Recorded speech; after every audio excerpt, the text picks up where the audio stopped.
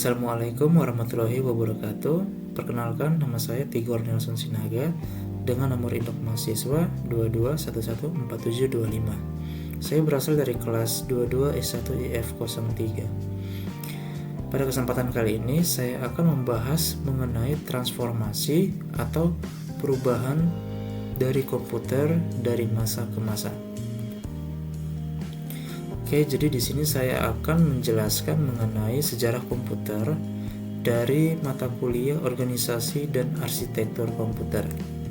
Sebelum kita mulai pada pembahasan sejarah komputer itu, pertama-tama kita harus kenali dulu atau kita harus ketahui dulu apa sih komputer itu. Oke, baik. Komputer adalah alat elektronik yang dapat digunakan untuk melakukan banyak tugas berbeda.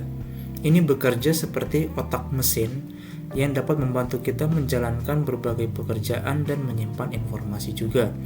Komputer memiliki dua perangkat utama, yaitu perangkat keras dan perangkat lunak.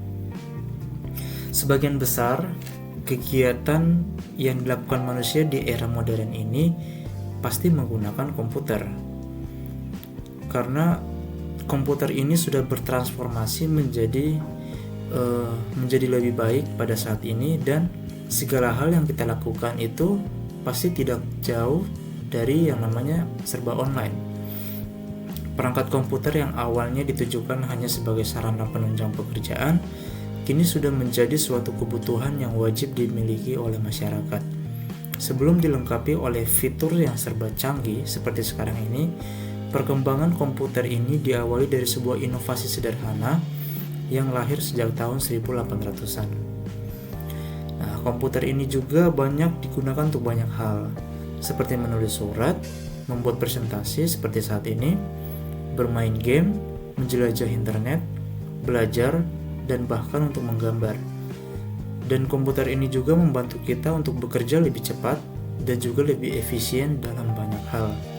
Penting bagi kita semua untuk bisa memahami menggunakan komputer ini dengan baik, karena mereka atau komputer ini merupakan alat yang sangat berguna di dunia modern saat ini. Nah, selanjutnya kita akan bahas mengenai sejarah dari komputer ini. Oke. Nah, jadi kita mulai dari komputer generasi pertama, yaitu dari selang waktu tahun 1940 sampai 1956. Perangkat komputer yang pertama ternyata dikembangkan untuk desain pesawat dan peluru kendali. Wah, sangat berbeda sekali ya dengan yang fungsional yang saat ini. Komputer generasi pertama ini digagas oleh Konrad Zuse, yaitu seorang insinyur asal Jerman. Komputer ini menggunakan tabung hampa udara sebagai sirkuit dan drum magnetik untuk memori. Ya, komputer generasi pertama ini sangat mahal dan juga sangat besar. Besarnya itu sampai mengisi seluruh ruangan. Contohnya saja yaitu komputer ENIAC, yaitu komputer elektronik pertama di dunia yang mempunyai bobot 30 ton dan panjangnya 30 meter dan tingginya 2,4 meter. Wah, itu adalah ukuran yang sangat besar bagi sebuah komputer ya teman-teman. Apalagi jika dibandingkan dengan komputer kita saat ini, ukurannya sangat berbeda, sangat jauh.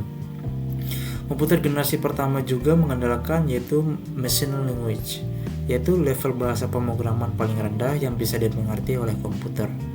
Bahasa pemrograman ini hanya bisa menyelesaikan satu perhitungan setiap waktu, serta butuh berhari-hari atau berminggu-minggu untuk menyetel perhitungan baru.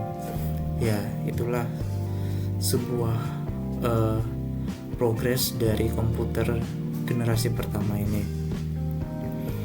Nah, selanjutnya komputer generasi kedua, yaitu dari tahun 1956 sampai tahun 1963.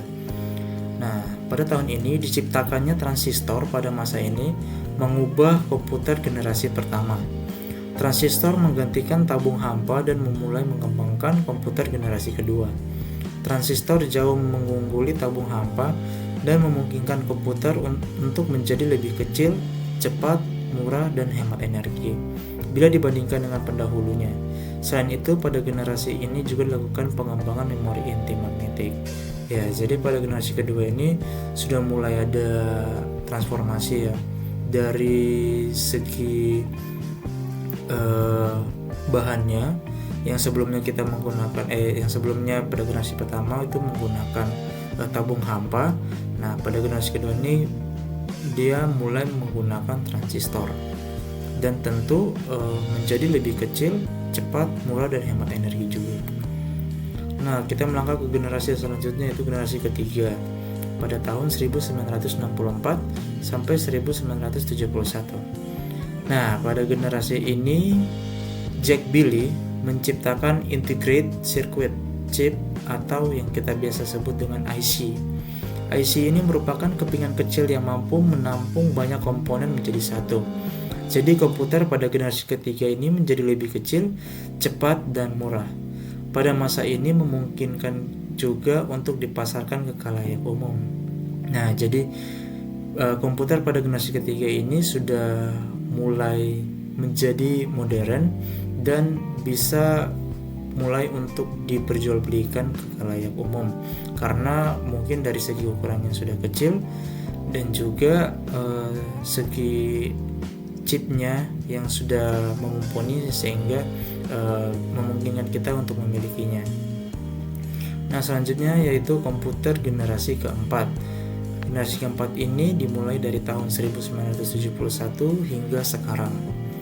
Ya, dari komputer generasi pertama yang besarnya hingga bisa mengisi seluruh ruangan, komputer generasi keempat sudah muat dalam genggaman manusia. Pada masa ini mulai muncul laptop yang sangat portable dan dapat dibawa kemana-mana. Seiring berjalannya waktu, komputer-komputer kecil ini menguat. Mereka dapat dihubungkan dengan membentuk jaringan yang pada akhirnya mengawali perkembangan internet. Ya, jadi komputer pada generasi keempat ini adalah bisa dibilang komputer yang sudah canggih dan bisa kita bawa kemana-mana atau portable. Ya, jadi itu adalah sebuah transformasi yang sudah bisa disebut dengan transformasi yang modern karena dia sudah bisa mengikuti perkembangan masa. Nah, selanjutnya komputer generasi kelima yaitu pada saat sekarang dan sampai masa depan. Nah, komputer pada generasi kelima ini adalah komputer yang kita gunakan saat ini. Ditandai dengan munculnya LSI atau Large Scale Integration yang merupakan pemadatan ribuan mikroprosesor ke dalam satu mikroprosesor. Komputer generasi kelima ini juga ditandai dengan munculnya semikonduktor. Ya, dengan kecanggihan alat pada saat ini semakin bertambahnya tahun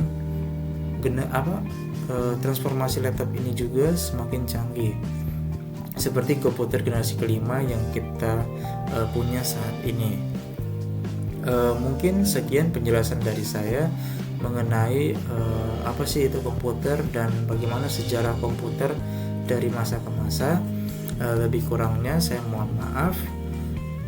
Sekian dari saya. Wassalamualaikum warahmatullahi wabarakatuh.